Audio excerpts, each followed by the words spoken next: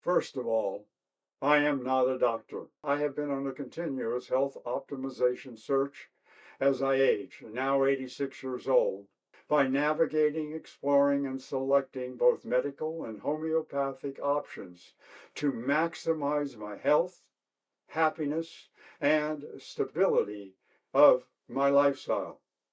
My number one health management concept to manage, modify, measure, and improve one's health and diet behavior is, if it is measured, it will get done. 11 years ago, I was hit with full-blown myasthenia gravis, starting with ptosis, slurring words, difficulty swallowing, to difficulty walking.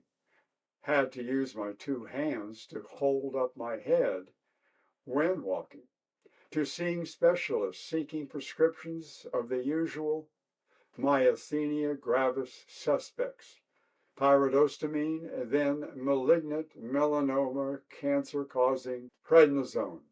Cancer-causing prednisone was enough for me, and I initiated my own successful homeopathic myasthenia gravis management path to remission, but with from rare to occasional flare-ups of myasthenia gravis, weak and tired symptoms, which I detail in a linked video at the end of this video.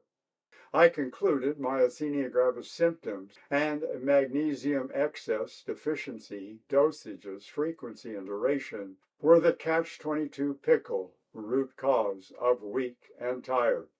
Myasthenia gravis symptoms and magnesium glycinate dosages represent the urgent need for defining, seeking, finding, and implementing myasthenia gravis and magnesium equilibrium by tweaking goal consistency, stability, and normalcy, a sensitive, unpredictable balancing act.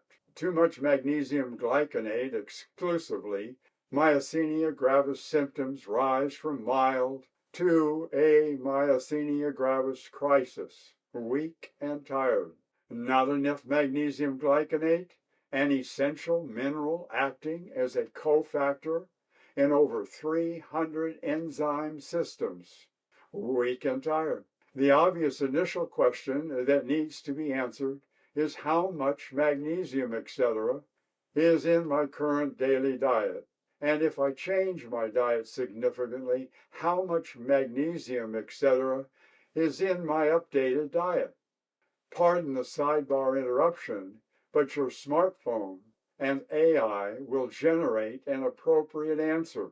In my opinion, the best way to manage, modify, measure, and improve one's health and diet habits is to have access to a tool that gives instant feedback, measures as to the nutritional value of one's diet from healthy to unhealthy in an instant. For example, based on what I ate today, how many calories, how much carbohydrates, how much magnesium, and how much sugar, etc., did I consume today? As I change my diet, or as I simply want a health nutritional update to know how I'm doing, I simply add fresh data input. With the smartphone AI sidebar answer, you and I can make an informed decision of what to do. The following examples represent two different health and nutritional input value profiles. Today I had one small bowl of oatmeal, one banana, 1/2 cup blueberries, one avocado, one chicken thigh, 3 fried eggs, 1 cup pea soup. How much sugar? How many carbohydrates? How many calories? How much magnesium?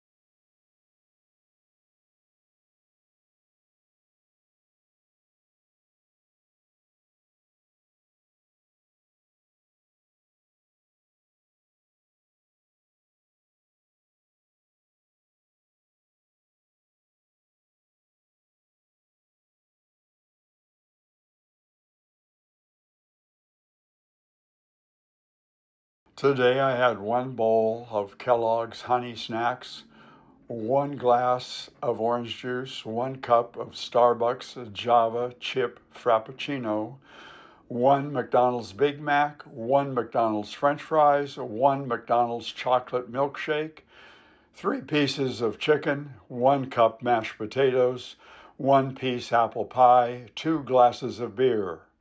How much sugar? How many carbohydrates? How many calories? How much magnesium?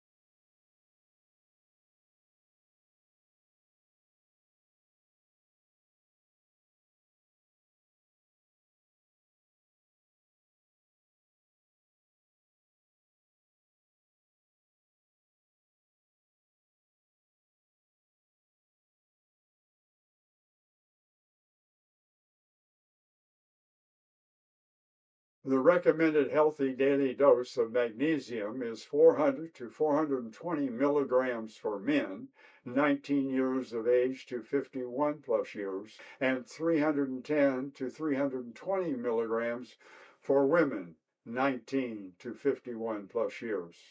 Myasthenia gravis patients should avoid magnesium supplements, and daily meals total magnesium should be, with varying opinions, less than 200 milligrams per day.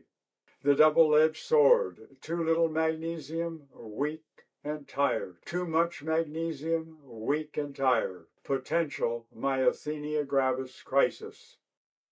I decided that I did not want to be caught in the crosshairs of this dilemma. I decided to continuously try 120 milligrams of pure brand, the best and only brand, magnesium glycinate at bedtime in addition to my magnesium meals. Slept well, refreshed, a little groggy, repeated for a week. Added a morning 120 milligram dose, felt fine for a few nights, then weaker, more tired. Went back to single 120 milligram nighttime dose, better but not good. Recognizing small doses over an extended period might reduce the weak, tired symptoms and reduce the potential for myasthenia gravis symptoms emerging, I decided to try a twice-a-day small dose, experimenting between starting 1/8 teaspoon and landing on 1/4 teaspoon drip approach, initially with the hope of increasing to 3 and then hopefully 4 small dose drips per day. 3 weeks into 2, then 3 drips per 24 hours, always on the alert to minor symptoms, dropping back to 1/8 teaspoon a couple of times. Perfect.